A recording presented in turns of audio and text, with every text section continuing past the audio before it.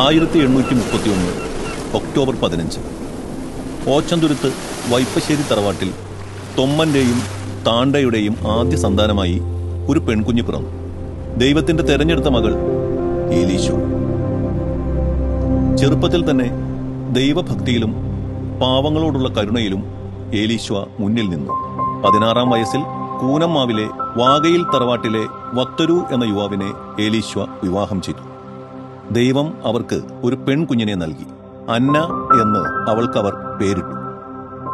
പക്ഷേ സന്തോഷകാലം അധികം ദീർഘമായില്ല. 1.5 വർഷത്തിനുള്ളിൽ വക്തരു രോഗബാധിതനായി മരണപ്പെട്ടു. യൗവനത്തിൽ തന്നെ വിധവയായ ഏലീശോ 2ാം വിവാഹത്തിന് വിസമ്മതിച്ചു. പകരം ഏകാന്തതയിലും പ്രാർത്ഥനയിലും വീടിനടുത്തുള്ള പാവങ്ങളെ സഹായിക്കുന്നതിലും അവൾ ആശ്വാസം കണ്ടെത്തി. കാലക്രമേണ മകൾ അന്നയും ഏലീശോയുടെ സഹോദരി ത്രേസ്യയും ഭക്തിജീവിതത്തിൽ ആകൃഷ്ടരായി. അവരും ആത്മീയ ജീവിതം സ്വീകരിക്കുവാൻ തയ്യാറായി. അന്നത്തെ കൂനമ്മാവ് ആശ്രമത്തിലെ നോവിസ് മാസ്റ്ററായിരുന്ന ഇറ്റാലിയൻ വൈദികൻ ഫാദർ ലിയോപോൾഡ് ഓസിഡിയോട് ഏലീശോ തന്റെ മനസ്സിലുള്ള ദൈവസമർപ്പിത ജീവിതത്തെക്കുറിച്ച് തുറന്നു പറഞ്ഞു. അദ്ദേഹം ഈ ആഗ്രഹം വരാപ്പുഴ മെത്രാനായിരുന്ന ബെർണാഡിനോ ബെച്ചിനെല്ലിയെ അറിയിച്ചു. 1866 3 പേരെയും സന്യാസ ജീവിതത്തിലേക്ക് സ്വീകരിക്കുവാൻ മെത്രാൻ അനുമതി നൽകി.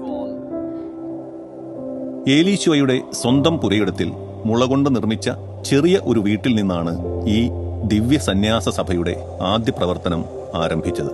സ്ത്രീകൾക്കായുള്ള കർമ്മലീത്ത നിഷ്പാതുക 3ാം സഭ ഇന്ത്യയിലെ ആദ്യത്തെ കർമ്മലീത്ത സന്യാസിനി സഭയായി.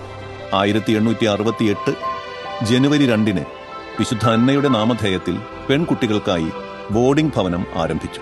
പെൺകുട്ടികളെയും അനാഥരും വിധവകളുമായ സ്ത്രീകളെയും സംരക്ഷിച്ച് അവർക്ക് വിദ്യാഭ്യാസത്തിന്റെ വെളിച്ചം നൽകി. ഭാഷ, ഗണിതം, കൊന്തകെട്ട്, മെഴുകുതിരി നിർമ്മാണം, പ്രാർത്ഥന എന്നിവ അവരെ പഠിപ്പിച്ചു. ജീവിതം മുഴുവൻ ദൈവസമർപ്പണത്തിലും സേവനത്തിലും കരുണയിലും ഒഴുകി ഏലീശോ ജീവിച്ചു. 1890 റീത്ത് അടിസ്ഥാനത്തിൽ ഈ സന്യാസിനി സഭ വിഭജിക്കപ്പെട്ടു.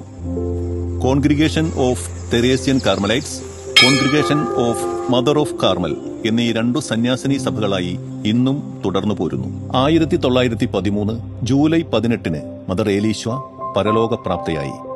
ആ കരുണയുടെ വിളക്ക് ഇന്നും കെട്ടുപോകാതെ സഭയുടെ വഴികാട്ടിയായി, സ്ത്രീകളുടെ സ്വപ്നങ്ങൾക്ക് ചിറകായി കേരളത്തിന്റെ വിശ്വാസ ഹൃദയത്തിൽ തെളിഞ്ഞു നിൽക്കുന്നു. ദൈവത്തിന്റെ തെരഞ്ഞെടുത്ത ദാസി, സ്ത്രീ ശക്തിയുടെ ദൈവീക പ്രഖ്യാപനം. മദർ ഏലീശോ വാകയിൽ.